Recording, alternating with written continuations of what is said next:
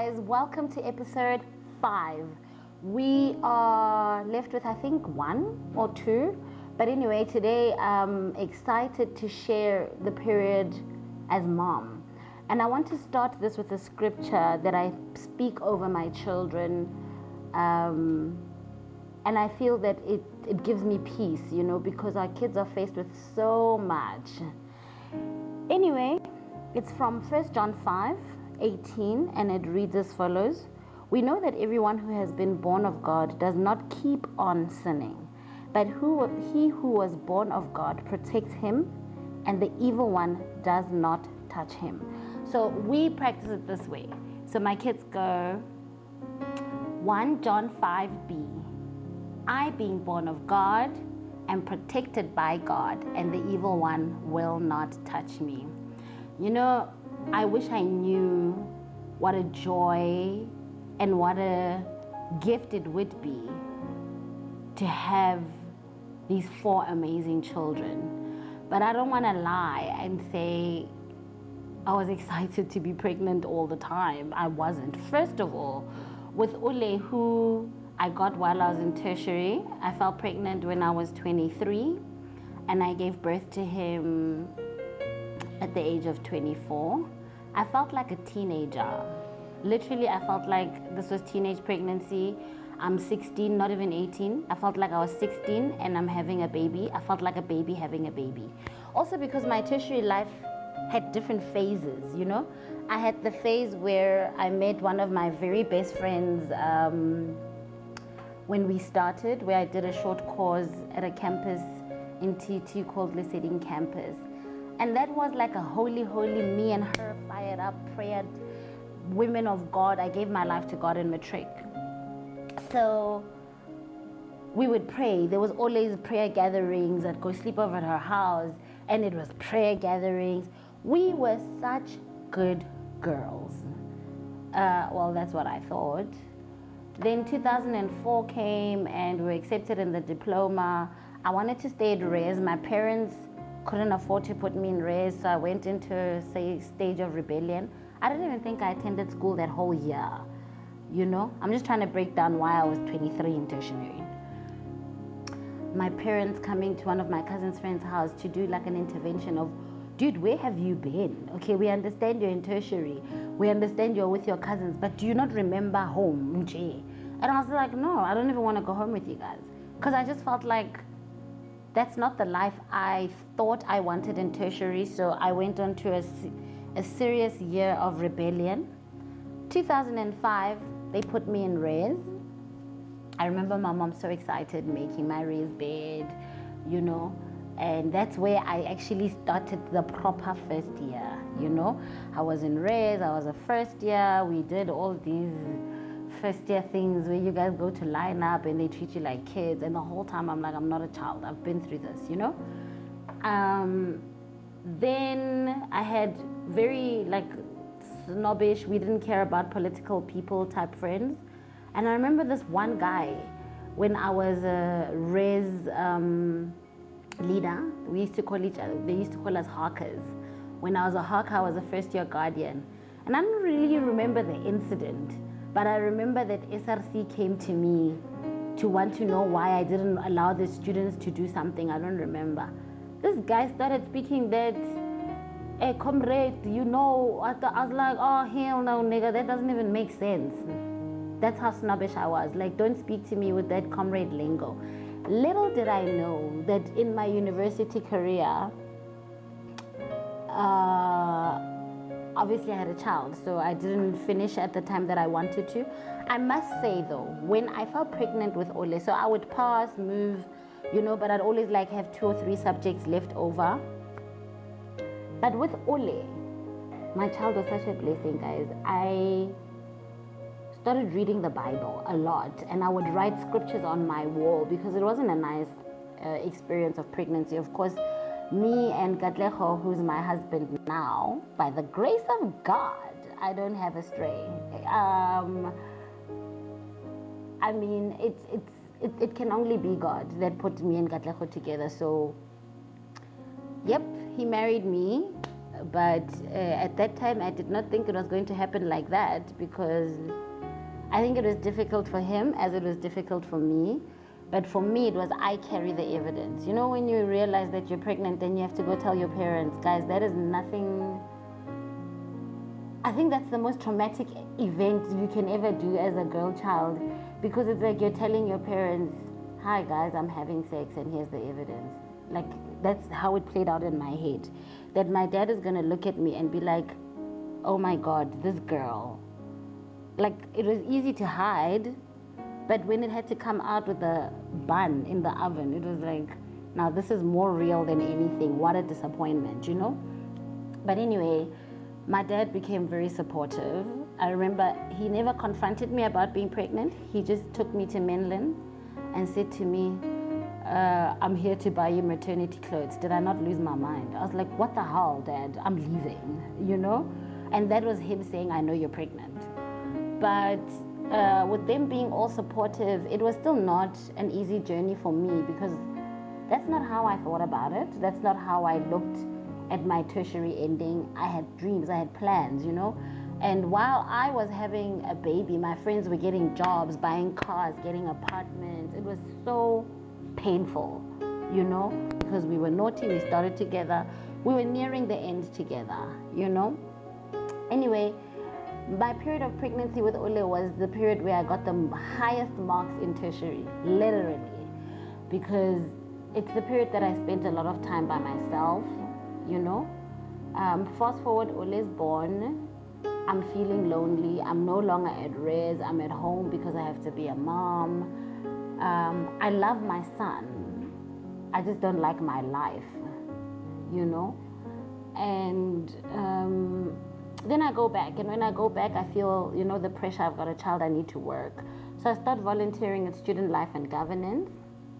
And in volunteering there, you know, I get accustomed to the different vocational structures, political structures, church structures. So I start to understand that, like, there's a bigger world outside of just res life and going to class and coming back, because that literally was my life, you know.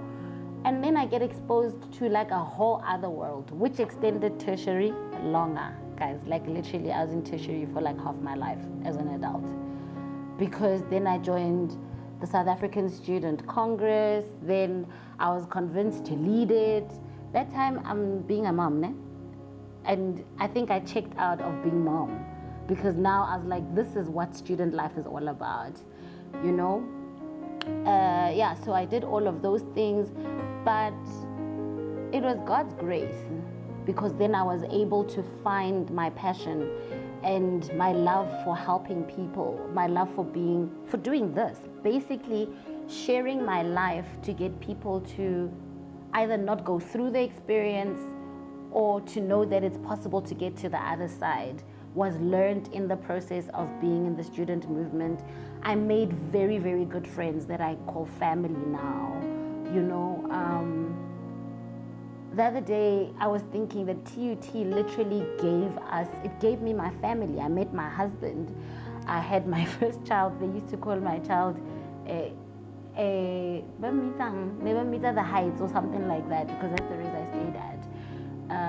My cousin's friends would be like, we'd call him Matric, but okay, you know.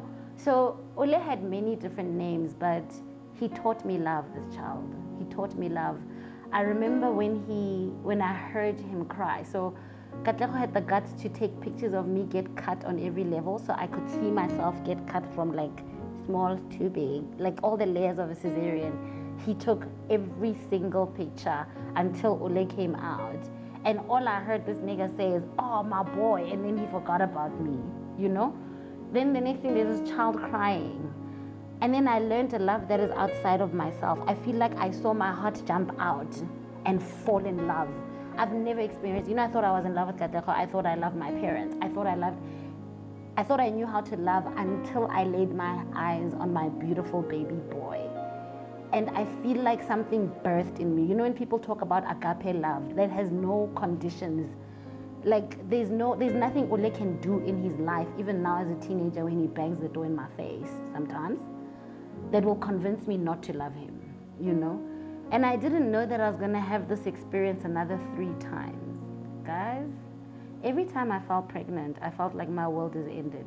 Like, no joke. I'm sorry to my kids the day that they watch this, but I love you very much, guys. Like, you are my world.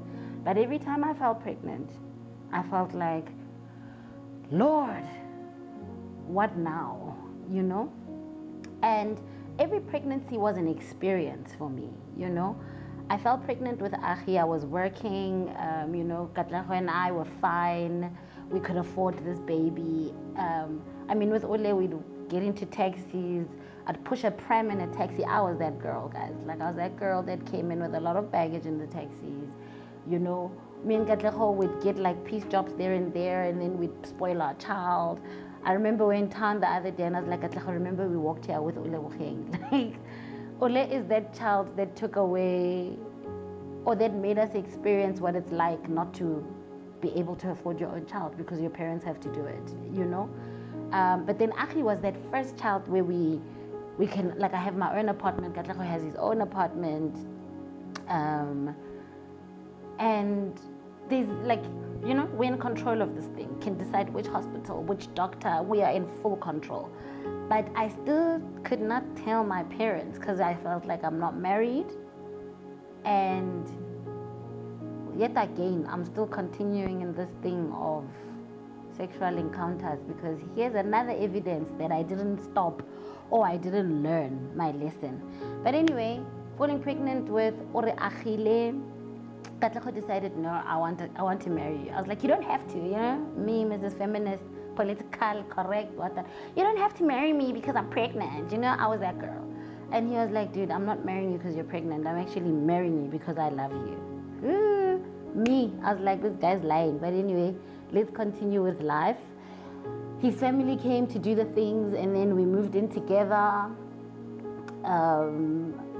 and we had our beautiful Achi, who was a premature. That was traumatic for me. I think it was the year my dad was turning 60, and I remember I would spend the whole day at the hospital. I didn't think I would be that kind of mom who, like, every time I'm away from the hospital, I felt like I was away from Achi. And I had Ole, and I didn't know what to do, you know, because I want to be there for Ole, but I'm worried about Achi and all that. But with Achi, the journey with God became more stronger. I went to counseling, you know, and then I would say to Katla, we need to go to church.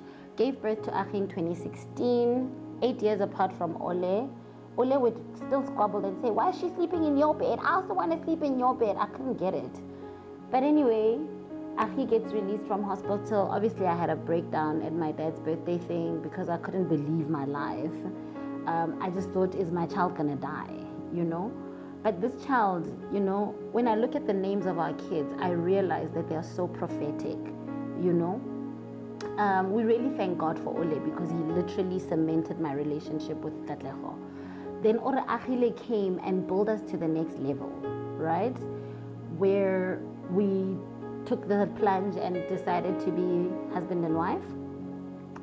And then came Katli. Guys, Katli sneaked on me. I was done. Then came Katli, and I remember praying to God, the way Achi is so spoiled, né? Katli must be a boy. I only checked my pregnancy with Katli when I was about 6 months pregnant because I was in so much denial that I'm pregnant. And I must say that that's when I did courses. I started doing courses in the church. I did my baptism. Like everything just, I remember attending courses and I'm sleepy. And that's when I met the women's group that I'm now a leader of, you know, and I was so blasé. I was so uninterested. I went to a women's meeting in a onesie pajama because I was like, guys, this life is not supposed to be like this. I didn't want these many kids and all of that. Before I know it, I'm still babying Katli. Katli's still a baby. Boom, I'm pregnant with Mahal. I was like, Mudimu, I can't understand, you know. No, we're fighting. I remember that was my prayer with God. There's barren women out there. Why aren't you giving them kids? Why are you busy giving me kids? right? But I didn't know that Mohau would challenge me into actual parenthood. I didn't know that Mohau would challenge me into being me. I had Katlego, I learned with baby Katli to give my husband a break. That was my lesson. I think that's why we even called him Katlego, because I learned how to love, respect, and appreciate the efforts that my husband makes in our relationship with the kids and everything, through Katli. I was able to say to Katlego, go rest, I'll take care of it. With Achi, I was like, you're going to wake up at midnight, you're going to feed the child. I'll wake up at 3 a.m. and I'll feed the child. Katlego was such a tired dad because he had to go to work and I was at home, but he was doing shifts with me, But it was only with Katlego that I realized that I actually need to be more calm. My husband is a good father, With Mohau, I was more calm. I was broken inside, but I felt the gift of life of Mohau when she was born. I think that was the most painful birth that I've ever experienced, the most complicated. I had pregnancy paralysis. The experience wasn't nice at all, but the baby, I became so dependent on Mohau. My life, my joy became so dependent on her, and it was lockdown. She was a lockdown baby, basically. And during lockdown, our family grew closer and stronger. And I can rest assure you that happened because of the 4 gifts of God that me and Katlego were blessed with. We were blessed with our Uleboheng, who stamped the approval of us being husband and wife. Then Achille birthed their marriage. Then Katlego ensured the success of it. And with Mohau, we believe that by his grace, we went through all situations and we can still make it. And you can even see those 4 things in their personalities. So pregnancy might be hard, guys. Having kids is difficult. Their moods, their attitudes are insane. But the Bible says to have a child is a blessing, and it truly, truly, truly is a blessing. I just only saw it after I had all of them, because at each pregnancy I was so depressed. And you know what depressed me? My life. I was losing my body, so my shape. I wish I could stand up to show you guys my stomach, but I refuse to. I will not show my stomach because it's the thing that makes me insecure right now. But I can stomach it because I have such beautiful gifts. I can stomach it because I've seen what a wonderful young boy Uleboheng is. At the age of 15, he has a banging door experience every now and then. He's a typical teenager in his room, but he's a respectable, loving, amazing young boy. Achi is my competitor in the house. When I scream, she screams. When I give instruction, she gives instruction. But she's a nurturer, like a natural nurturer. Katli is a smart, his name is success. It means success. And he makes a success out of everything, out of every little thing. Like every little thing he tries, he touches, he makes a success out of it, Then there's Mohau. You actually need grace to mother Mohau because she will challenge you. She's a lot. She says things, she's extremely smart. I don't understand how she comprehends life's things, but she does. And I guess that's the grace that God has given her and made us realize, So that is it on motherhood. And I'm still learning. I started seeing a psychologist last year. And if I don't snap out of, I will regret it later. And I realized that because the other 3 would leave me to stay in my room, lock myself out. Mohau has never. She would say, Mommy, when are you coming? When are you sitting with us? And that's when I realized that my kids actually want us to be with them and play with them. And I didn't see that destructiveness inside of me by just, hi guys, how are you? Kissy, kissy, mommy, love you, mommy. When they asked them things at school, they would write, our mommy loves us, but we wish we could play with her. That broke me because I realized that I didn't play with my kids. Like, they don't have that thing, And guys, I'm still struggling with that. I'm still struggling with coming out of my comfort zone to love my kids. But the fact that I can pinpoint it and recognize it, I'll do my best to make sure that they have that childhood. Katli is the child who all he wants to do is play with me. Moha wants to sit and do stuff with me like hair products. Ahi tells me, oh, Mama, you're a businesswoman. How are we going to do it together? You know? So the girls are more on let's function together. The boys, I can function on my own. I just want you to be my place of relaxation. You know? Ole, angsazi manje because he's a teenager. All he wants is to get his stuff and for me to, I know when I say to you, baby, I love you, come and kiss me, he lights up. So he doesn't want me to forget the fact that he's still a baby in my eyes. And he wants me to bring that out every now and then. So, yeah, long episode, but four children is long. And I want my parting shot is, be careful what you ask God for. Because when I was 18, I said to God, I'm going to have 5 children, and they're all going to be part of the fivefold ministry.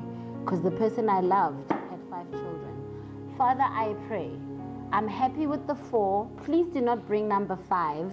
Lunako is number 5, and I really appreciate number 5 here. Not physically, please. That is my prayer right now. So just be careful what you say with your mouth, because it will manifest in your life. Have an awesome, awesome day.